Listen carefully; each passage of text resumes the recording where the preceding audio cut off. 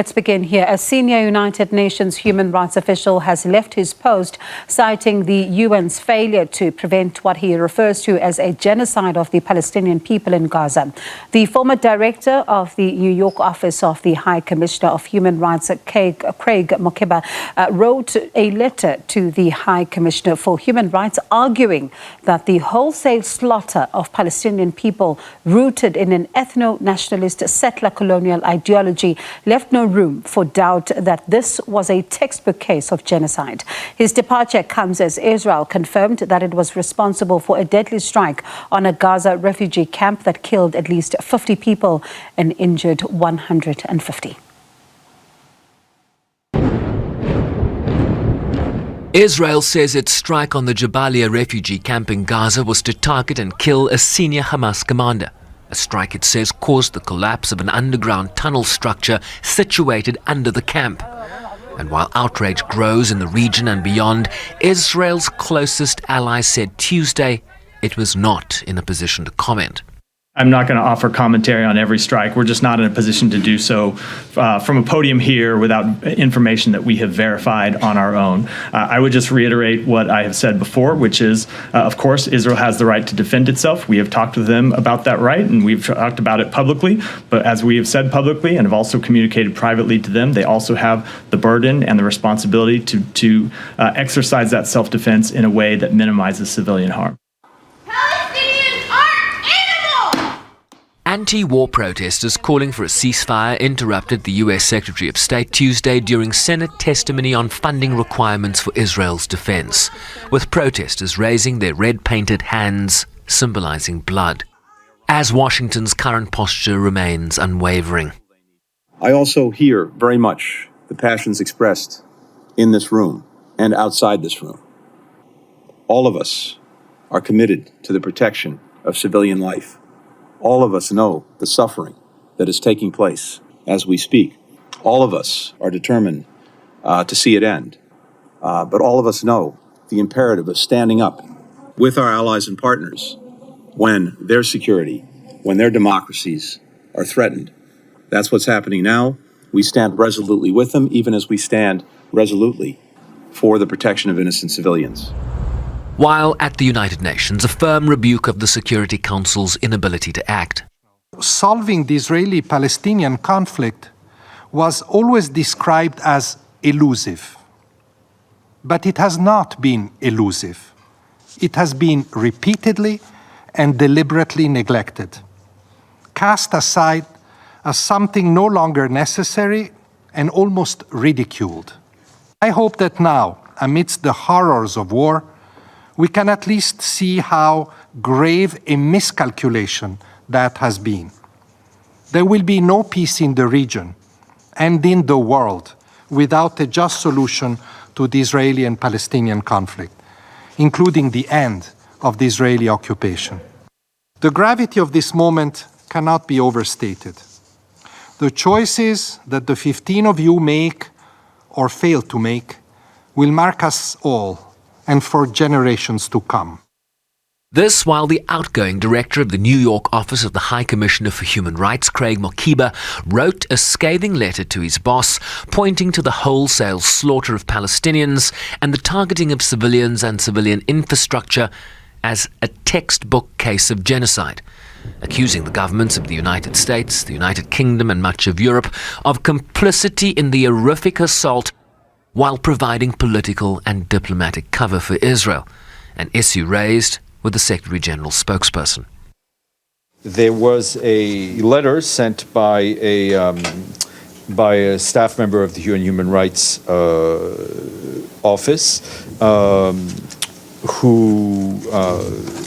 I think it's important to note that I know the letter's making the rounds, that those are the personal views of the staff member who's retiring today,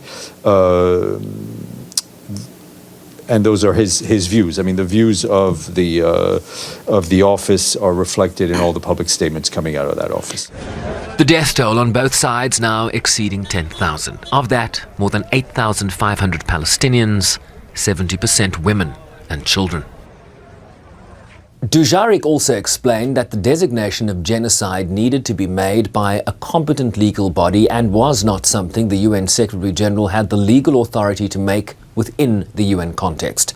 The organization's humanitarian office saying Wednesday that the fighting had entered an even more terrifying phase, with increasingly dreadful consequences in a world seemingly unable or unwilling to act, particularly on getting aid at scale into Gaza.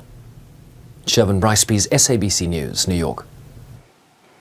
And SABC News Correspondent Sherwin Bryce-Pease is joining us now for the very latest. Now, Sherwin, let's start with any further UN reaction to the strike on the refugee camp, and also give us the latest numbers that you're getting in terms of the humanitarian situation in Gaza. Bongi, well, let me start with the latter part of that question. Some good news from the United Nations a short time ago that some 59 trucks were able to enter the Gaza enclave yesterday, bringing to over 217 the number of trucks that have entered the enclave since aid was allowed in some 12, 13 days ago. They do lament the fact, though, that still no fuel is getting in. Of course, Gaza has been under a blackout now for a large period. Since October 7th, when Hamas conducted those attacks on Israel. We can also tell you that Philip Lazzarini, the Commissioner General of the UN Relief and Works Agency, essentially the UN humanitarian operation in Gaza, was able to enter Gaza today. We understand he made it across the Rafah border crossing in the south of Gaza, the border with Egypt, in a solidarity visit with UN staff and various communities in the south of Gaza. We can also tell you that the death toll from within the UN Relief and Works Agency is now up to 70 people. That has gone up by a number, certainly a number in the last 24 hours. And then in addition to that, we've just heard reaction from the Secretary General's spokesperson, specifically in relation to the Jabalia strike by which Israel has admitted. This is what Stefan Dujarric had to say a short time ago. Watch. The Secretary General is appalled over the escalating violence in Gaza, including the killing of Palestinians, including women and children, in Israeli airstrikes in residential areas of the densely populated Jabalia refugee camp. And those attacks took place yesterday and today. The Secretary General reiterates that all parties must abide by international international humanitarian law, including the principles of distinction, proportionality, and precaution. He condemns in the strongest terms any killings of civilians. And of course, on a broader framework, the Secretary General continues to call on all parties to bring an end to this shocking violence, pain, and suffering. Also, he continues to call for the immediate and unconditional release of all the hostages currently being held in Gaza, and also for the entry of vital humanitarian assistance at a scale needed to meet the mounting needs of the Palestinian population. Bongi, we've also just received a statement from Martin Griffiths, the Under-Secretary General for Humanitarian Affairs. He says that we need the hostages to be released immediately and unconditionally. As you know, this is a competency of Washington and the Qataris that have been negotiating between Hamas and Israel for some sort of prisoner hostage exchange between the two parties. Martin Griffiths also talks about the aid getting into Gaza. He says the more than 200 trucks which have crossed into Gaza so far, following painstaking negotiations, offer some relief, but are nowhere near enough.